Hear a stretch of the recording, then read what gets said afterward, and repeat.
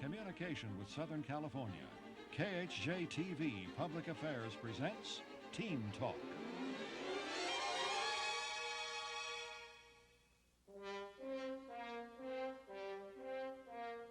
Learning difficulties affect about 7.5 million children in the U.S. A learning disability is any disorder which prevents children from the ability to listen, think, read, write, spell, or do math. Learning disabilities and mental illness are not the same thing. The most prevalent learning disability is dyslexia, in which one cannot associate spoken words with their written counterpart. One young person with a learning disability said, "You know how people say that something goes in one ear and out the other? That's what reading is like for me, except it goes in one eye and out the other." Hi, I'm Joe Feinstein, and today we've invited a panel of young people, all of whom have a learning disability which creates problems for them, their parents, their teachers, and friends. We'll talk about those problems and how those teens are coping with their problem. Welcome, panel. Welcome to Teen Talk. Teen Talk on learning disabilities. A discussion with host Joe Feinstein and several young people on the subject of learning disabilities. Perception problem, and basically what that is when I read, my eyes send the words to my brain, but they send them there mixed up. So that makes it that I don't understand what I've read because it's all like just jumbled up. Jumbled up. Yeah. Graham, tell us. Well, my name is Graham, and I have dyslexia, and that's just a problem where the words get scrambled up, and, well, the sounds don't always come out right when you're reading. Is that the kind of thing of the was and saw, W-A-S Yeah. becomes S-A-W, and P-O-T becomes T-O-P kind of thing, and it just all mishmash? I see. Ben, what's your problem? My name is Ben, and I was born with a disease in my left eye called toxoplasmosis, and it left me with a partial blindness. And what does that mean exactly? That means that I can't read anything out of that eye. I could see peripheral vision. Peripheral That's all. vision. Yeah. I see. Shayna, what's going on with you? Okay, I'm Shayna, and I have dyslexia as Graham, same as Graham. And what problems does it present for you? Just that it's hard to talk to other people and to tell them that I have a problem reading and stuff because it's hard for them to understand. It's hard for them to understand. I think a lot of people are going to be made very aware of all of these kinds of learning disabilities. They're referred to also as hidden handicaps, sources of distinct problem for a lot of people. When did you people realize that you had a problem? When did you first become aware of this? What's your problem, Scott? Hi, my name is Scott Thompson, and I have dyslexia. Dyslexia is like I'll read things backwards, and I'll have trouble doing math. I read at a third grade level, and it's really hard for me to concentrate because I am hyperactive. And so you got the hyperactive going for you. When did this first become apparent for you? When did you first realize that all this was happening? the first time I figured that the reason I was being put into public school, not public, Into private schools. Private schools, and then you realized that there was something wrong? Yeah, and I asked my parents, my mom and my dad, what I had, and they told me. And ever since then, since I was about in first grade, I've been going to private schools all my life, and How many students are in the class with you right now? there's about 7, 8 of us. 7 or 8 of you with one teacher? No, let's see, we usually have 3, 4 teachers. 3 or 4 teachers to help you in a number of different areas. Sometimes, like, if we need certain help, we'll have some teachers come in. John, tell us about your problem. Hi, I'm John. I'm 13, and I go to Park Century School. And I have a learning disability called dyslexia. And I mix up the words. It's hard to read. And math, like if I saw 14, it'd be 41. And I have, yeah, that's... When we were talking a little bit before, and you were saying, and I was asking you to tell us something nice about yourself and something that was the worst thing that happened to you, you mentioned that your dyslexia seemed to be the worst thing for you. Is that right? No, No, no, it's just not. the opposite. Yeah, it's not the worst thing that's ever happened to me. I think I can learn to cope with it. Mm-hmm. How are you learning to cope with it? Going to a special school like Park Century, and I knew kind of early, so not too early, but I. Was it a problem with your parents to get adjusted to this whole thing? Did your mom and dad have a problem with that, Esty? No, they didn't have any problem at all. They just, wanted something to be done about it. So they sent me to the learning skills lab where that helps to coordinate my muscles and everything. It's so neat that there are special schools like the Park Century School and the Learning Skills Laboratory in the Valley in Van Nuys that offer the kind of help that you guys need. Nathan, what seems to be your problem? Well, it's visual and auditory perception problems. Remembering the things and hearing things and getting them all jumbled up inside? Is that what it is? That's some of the things of what you were telling me before that really, were creating a problem for you. Is that what it is? I really am not sure about this whole thing. I am really It's a little bit hard to been thinking concentrate. for a long time, but I just can't really place it. This is all I've just heard from everybody that I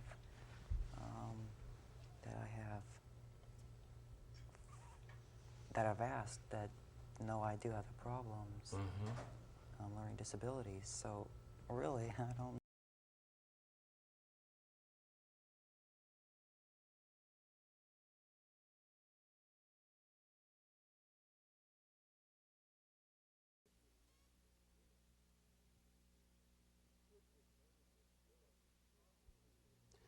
Kids with learning disabilities constantly hear such expressions as, "He doesn't try," "He just doesn't care," or "She could do it if she just put her mind to it."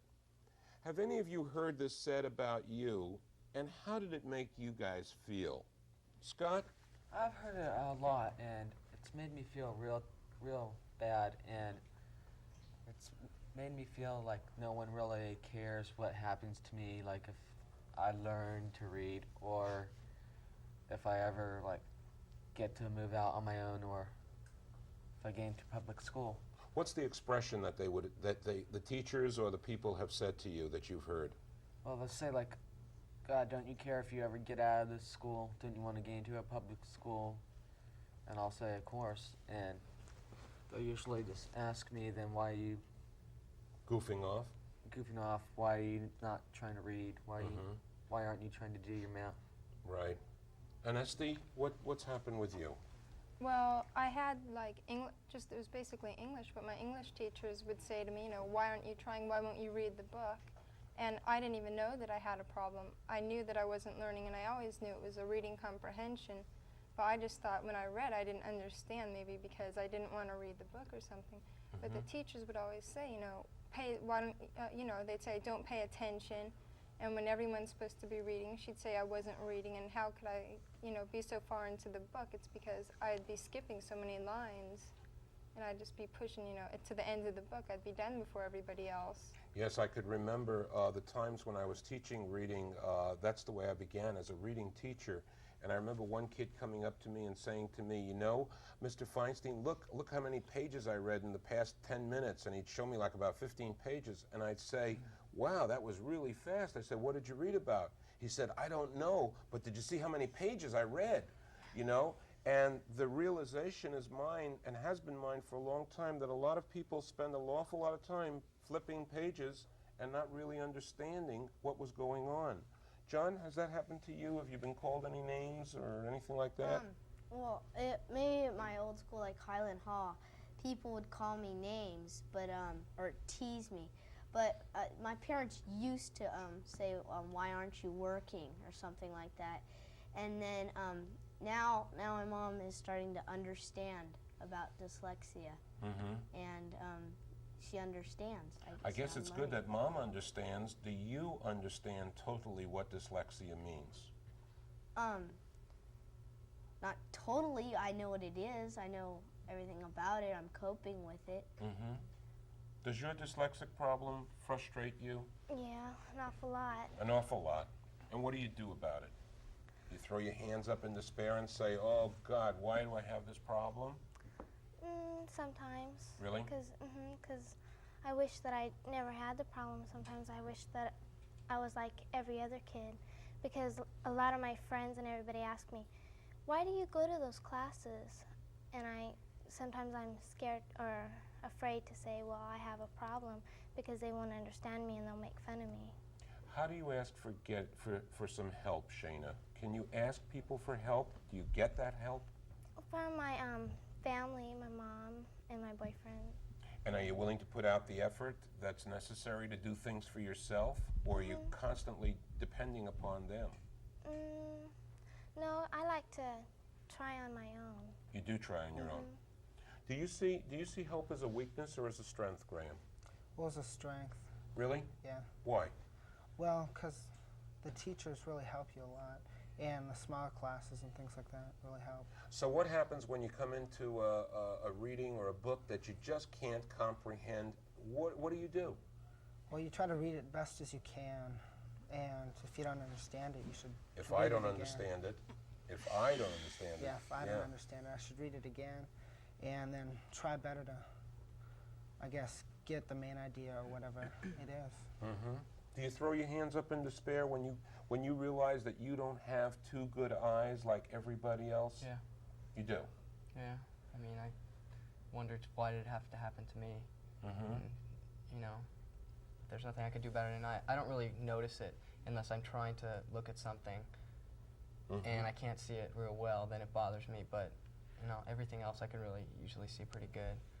Do you guys sometimes feel like you're second-class citizens because you have these particular problems, or do you feel like this is just something that you have and that makes you different and maybe even special?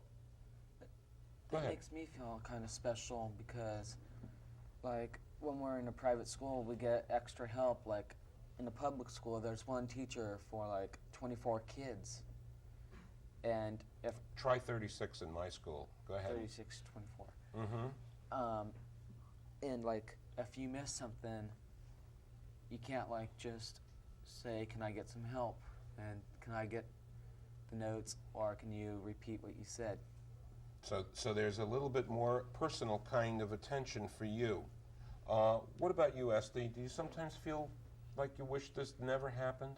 I wish it didn't happen, so maybe my grades would be better.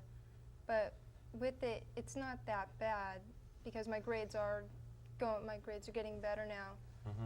And no one knows I have it, you know, unless, like, a lot of my good friends, they don't even know I have it unless I say something to them, and even then, they just say, like, oh, okay, they just think that, they don't even really think anything. Doesn't. Nathan, you're preparing to become an electrician, is that right? Yes. And what are you doing to study for that at your school? What am I doing? Are you getting any help for that? Yes.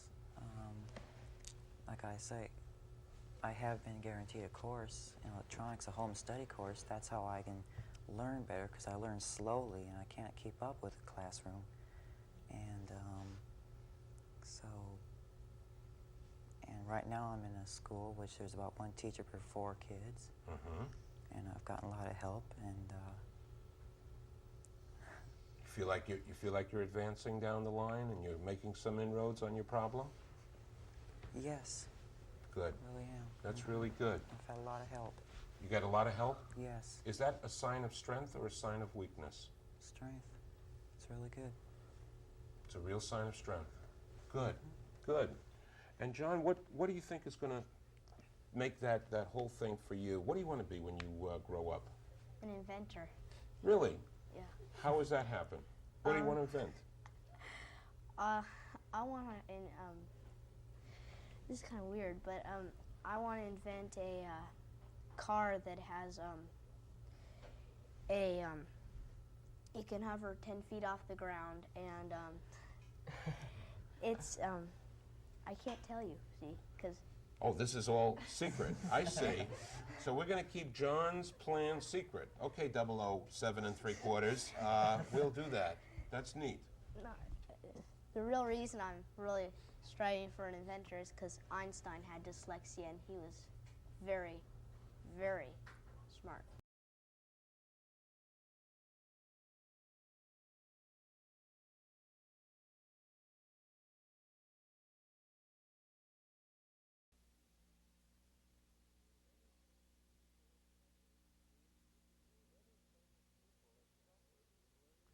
Many famous people have suffered from learning disabilities. President Woodrow Wilson, Albert Einstein, General George C. Patton, and Nelson Rockefeller are only a few. We associate those names with success and confidence, and it seems that the worst problem, the biggest problem dealing with a learning disability is developing that confidence in oneself. And panel, what I'm wondering now is, how are each of you attempting to build confidence into your daily life and into your own routine, despite the fact that you really have a learning disability? John? I'm doing really well. I think it's nice that I'm coping with it now and I can handle it, because my brother said you're gonna love reading when you learn to read, and I said no, I'm gonna hate it, and then now I'm reading and it's great, I love it, and I'm learning to cope with it. And you know that one of the most important things that builds that confidence is that little bit of success.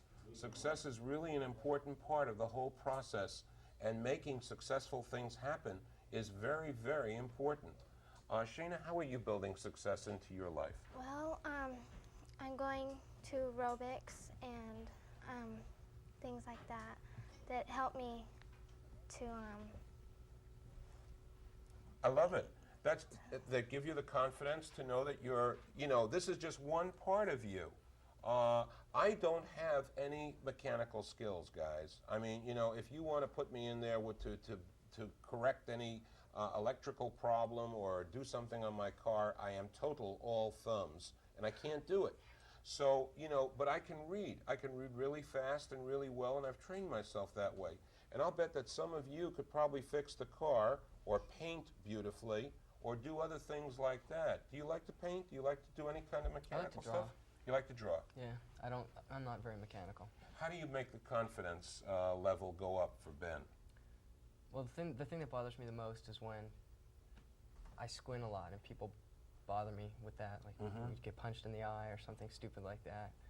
That's what bothers me the most, and I don't know, I try not to squint. Will you reveal to them the fact that you've got this, no. No? Why not? I don't know, I don't feel that they really have to know. Maybe it's the source, maybe that would be the problem.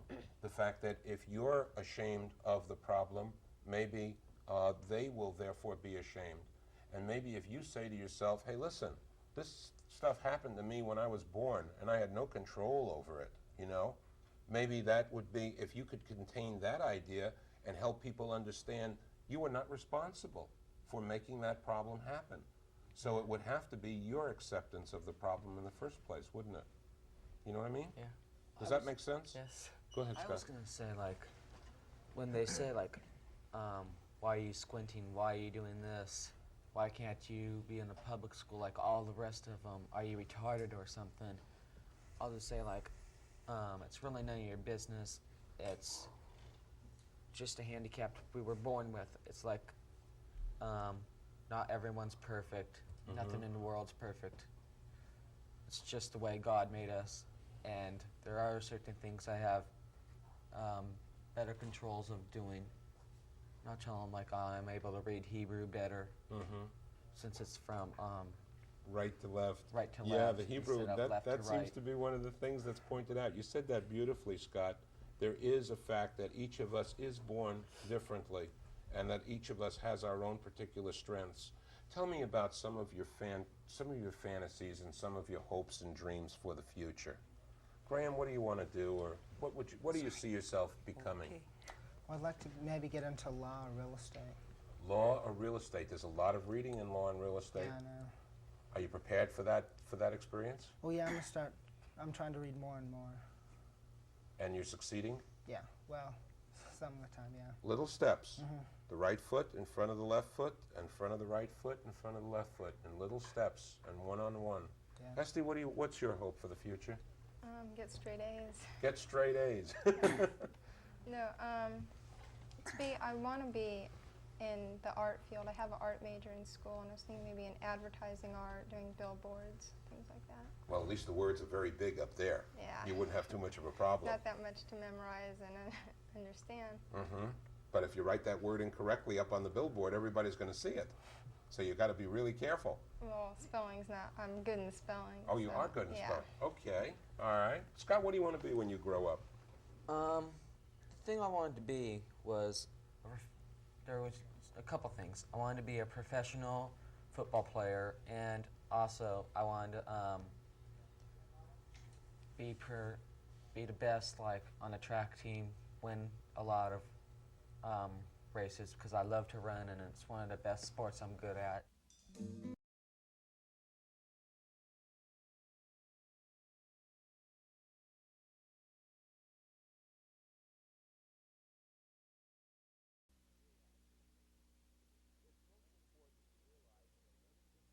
It's most important to realize that a learning disability is not mental retardation.